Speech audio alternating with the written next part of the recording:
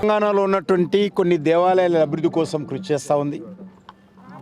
పాలమూరు జిల్లాలో ఉన్నటువంటి జోగులాంబ అమ్మవారి దేవాలయం పీఠం, అది శక్తిపీఠము. ఆ దేవాలయానికి సంబంధించి కూడా కేంద్ర ప్రభుత్వం నిధులు కేటాయించింది. పనులు వేగవంతంగా జరుగుతూ ఉన్నాయి. టూరిజం డిపార్ట్మెంట్ తరఫున, కల్చర్ మినిస్ట్రీకి సంబంధించినటువంటి ఆర్కియాలజీ సర్వే ఆఫ్ ఇండియా తరఫున 2 విభాగాల తరఫున జోగులాంబ దేవాలయం నిర్మాణం చేస్తూ ఉన్నాం, పునరుద్ధరిస్తూ ఉన్నాం. అదే కాకుండా మన యొక్క రాములవారు భద్రాచలం రాములవారి దేవాలయాన్ని కూడా మరి ప్రసాద్ స్కీమ్ కింద తీసుకోవడం జరిగింది.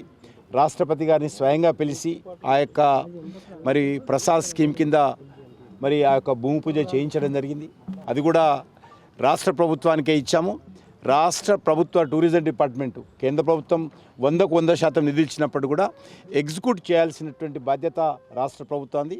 నేను రెగ్యులర్గా రాష్ట్ర ప్రభుత్వానికి సంబంధించినటువంటి అధికారులతో మాట్లాడుతున్నాను.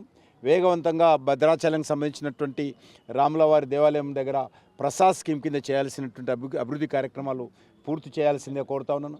అది కాకుండా మనకు రామప్ప దేవాలయం మీకు తెలుసు, నేను మంత్రిగా ఉన్నప్పుడు యునెస్కో గుర్తింపు తీసుకురావడం జరిగింది.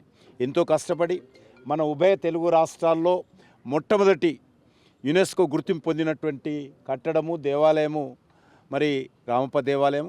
దానికి కూడా ఈరోజు ప్రసాద్ స్కీమ్ కింద నేనున్నప్పుడు ఆల్మోస్ట్ 65 కోట్లు ఇవ్వడం జరిగింది.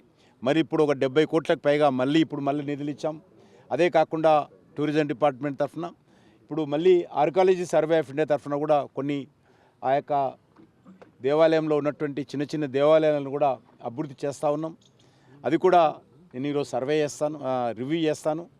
ఇది ఈ రకంగా హైదరాబాద్లో ఉన్నటువంటి బల్కంపేట అమ్మవారి దేవాలయం కానీ, లేక మరి ఇతర వరంగల్ పోర్ట్ కానీ, గోల్కొండ కానీ, చార్మినార్ కానీ, ఇవన్నీ కూడా ఆర్కియాలజీ సర్వే ఆఫ్ ఇండియా ఉన్నటువంటి కట్టడాలు.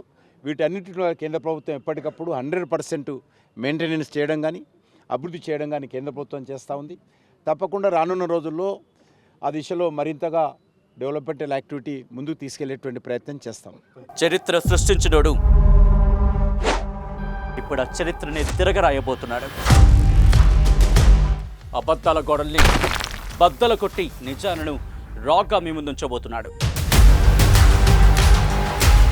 నిజమైన వార్తల కోసం వెంటనే డౌన్లోడ్ చేసుకోండి రా యాప్ని.